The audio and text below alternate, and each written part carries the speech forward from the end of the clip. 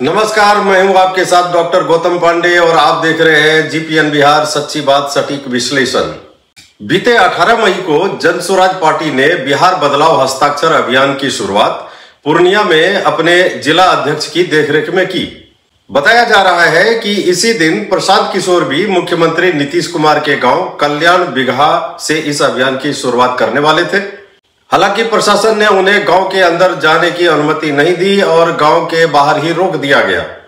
इस दौरान पीके और नालंदा के डीएम तथा एसपी के बीच तीखी बहस भी देखने को मिली। पूर्णिया में हुए इस अभियान में जनसुराज पार्टी के कार्यकर्ताओं के साथ साथ बड़ी संख्या में आम लोगों ने भी हिस्सा लिया और सरकार की नीतियों के खिलाफ हस्ताक्षर किए। जिला अध्यक्ष बंटी यादव ने प्रेस को संबोधित करते हुए कहा कि यह अभियान सरकार की विफलताओं को उजागर करने के उद्देश्य से चलाया जा रहा है। एक विशेष साक्षात्कार में जब उनसे इस अभियान के उद्देश्य के बारे में पूछा गया तो उन्होंने कहा, यह हस्ताक्षर अभियान बिहार सरकार की नाकामी और वादा खिलाफी के खिलाफ है। यह उन वादों के विरोध में है जो नीतीश जी ने आर्थिक जनगणना के बाद जनता से किए थे, लेकिन उन्हें कभी पूरा नहीं किया। जिनको हमारे मुख्यमंत्री जी ने कहा था कि 2 लाख रुपए उनको दिया जाएगा जिससे वो अपना व्यापार कर सके, जो काफी अति पिछड़े थे हर एक कास्ट से, उनको 2-2 लाख रुपए दिया जाएगा। उसके बाद दूसरा जो था कि जनगणना के बाद लगभग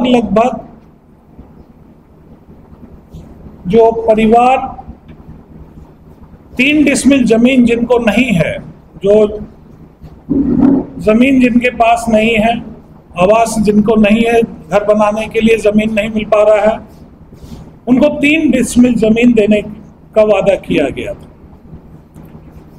लेकिन जून 2022 से शुरुआत होने के बाद आज हम लोग 2025 में बैठे हैं, मई में लगभग 3 साल हो जाने के बावजूद बिहार सरकार ने अब तक उन 94 लाख परिवारों को ना तो राशि दी है और ना ही 3 डिसमिल जमीन उन लोगों को दिया गया है।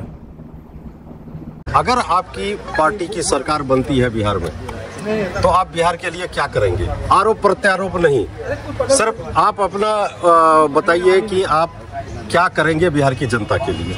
बहुत अच्छा आपका सवाल है कि हम क्या करेंगे। देखिए, पहली दफ़ा है कि जनसुराज जो सोच लेके आ रही है उसमें कोई भी कुछ नहीं करने जा रहा है। कोई जादू की छड़ी नहीं है हमारे पास कि हम जादू की छड़ी घुमाएंगे और ये 70 साल के लगे हुए काई को हम मिटा देंगे।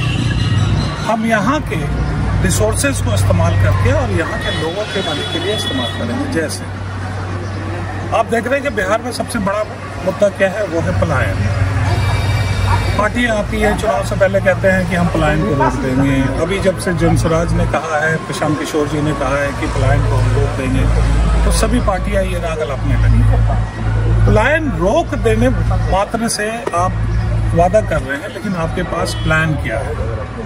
ये आज ना तो पत्रकार पूछता है जा करके और ना ही कोई नेता बताता है कि उनके पास प्लान क्या है। प्रशांत किशोर जी ने अपना विस्तृत रिपोर्ट दिया है कि हम कैसे रुकेंगे। सवाल ये होता है कि प्लान अगर रुकेगा तो कैसे रुकेगा। आपको पता है कि आरबीआई का एक कैश डिपॉजिट रेशियो होता है जिसको कहते हैं सीडीआर, कैश डिपॉजिट रेशियो। यानी कि आप अपने बैंकों में जो पैसा जमा करते हैं वो पैसा के अगेंस्ट में अगर आप 100 रुपये जमा करते हैं तो आरबीआई का रूल है कि मिनिमम 70% आपको वहाँ के लोगों के बीच में ऋण के स्वरूप में वापस करना है। लेकिन आपको जान के आश्चर्य होगा कि चाहे लालू जी की सरकार रही हो और उसके बाद नीतीश जी की सरकार पिछले 20 साल से है, लालू जी के टाइम में वो सीडीआर रेशो जो है वो 48% था और नीतीश जी के राज्य में वो 55% तक है। जबकि जो विकसित राज्य हैं वहाँ का सीडीआर रेशो आज भी कहीं 75% है, कहीं तक 90-95% तक। यानी हमारा पैसा जो हम बैंकों में जमा कर रहे हैं वो हमें ऋण के रूप में वापस नहीं मिल रहा। अगर हम सिर्फ अपने पैसों पर, अगर हम सीडीआर रेशो जो कि मुख्यमंत्री की निगरानी में एक कमेटी होती है जो ये देखते हैं कि बैंक उसको किस तरह से रेगुलेट करते हैं। अगर सिर्फ मुख्यमंत्री चाह लें और बैंकों के ऊपर ये प्रेशर बनाया जाए कि भाई आप उस CDR रेशो को मेंटेन कीजिए, तो वो पैसा हमारे बिहार के लोगों के द्वारा जमा किया हुआ बिहार के लोगों को वापस मिलेगा ऋण के रूप में। और ऋण के रूप में अगर मिलेगा तो हम मकान बनाएंगे तो मजदूरों को मजदूरी मिलेगी, अगर हम गाड़ी खरीदेंगे तो व्यापारी को उससे लाभ मिलेगा। तो इस तरह से उस पैसे का इस्तेमाल करके हम पलायन को रोक सकते हैं। अभी जो विकसित राज्य है वहाँ पे पिछले 30 सालों में जो पैसा यहाँ से गया है, उस पैसे को इस्तेमाल करके वो हमारा पैसा लेके वहाँ फैक्ट्री लगाते हैं और हमारे मजदूरों को लेके जाते हैं। बात को समझिए, पैसा भी हमारा, मजदूर भी हमारा, और भूखे रह रहे हैं हमारे परिवार। तो ये पलायन का मुद्दा जो है हम उसको इस तरह से रोकने का उन्होंने वादा किया है। दूसरा मुद्दा है शिक्षा। शिक्षा के लिए अगर जनसुराज की सरकार करती है तो प्रशांत जी का कहना है कि जब तक स्टैंडर्ड स्कूल की व्यवस्था नहीं होती, इंटरनेशनल लेवल के स्कूल की व्यवस्था आप नहीं कर देते, तब तक जो भी परिवार अपने बच्चों को अच्छे स्कूलों में इंग्लिश माध्यम से लोगों को लगता है कि ज़्यादा बेहतर पढ़ाई होती है, तो उन स्कूलों में अगर पढ़ाना चाहते हैं तो सरकार की तरफ से उन बच्चों के फीस का भरपाई किया जाएगा, सरकार उसको देगी। तीसरा मुद्दा, सरकारें आती है कहती हैं हम किसान की योजनाओं को, किसान को आमदनी को डबल करते हैं, लेकिन कैसे ये नहीं पता। यहाँ आप देखिएगा कि DAP के खाद को कहा कि सस्ता करेंगे, खाद सस्ता करके 5 किलो DAP का तो सस्ता होने के बजाय महंगा हो। अब किसान को फायदा कैसे हो?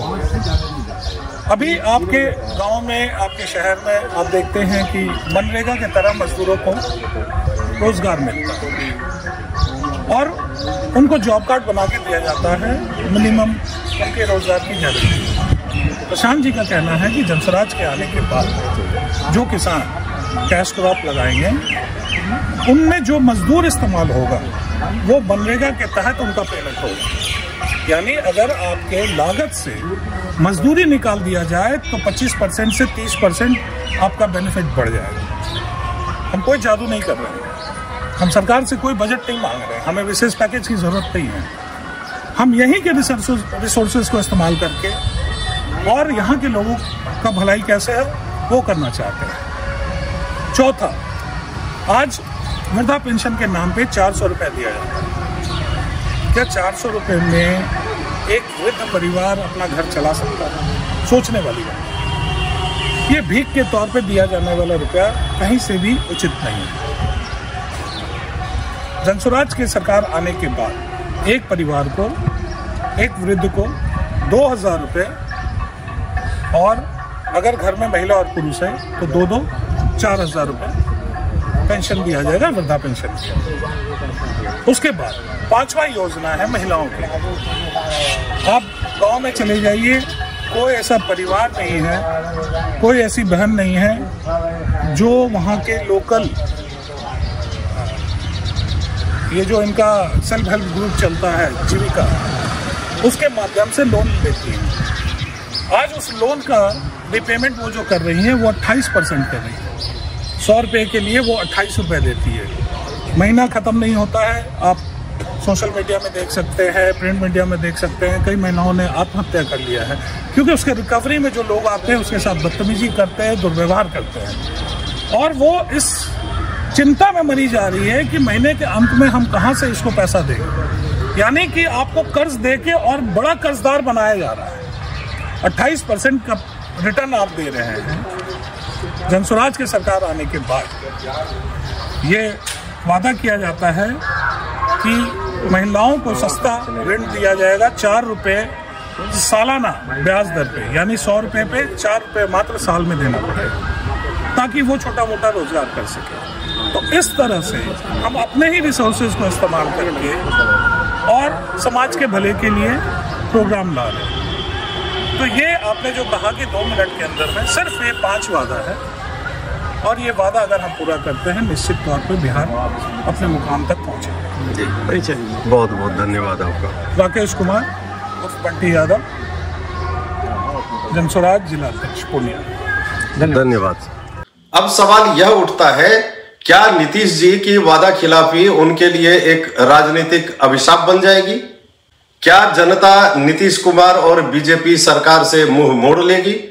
क्या इस हस्ताक्षर अभियान से जन स्वराज पार्टी को चुनावी फायदा मिलेगा और उन्हें सीटों में बढ़त मिल सकती है? आपकी राय क्या है, हमें कमेंट बॉक्स में जरूर बताएं। वीडियो को लाइक करें, शेयर करें और चैनल को सब्सक्राइब करना ना भूलें। धन्यवाद।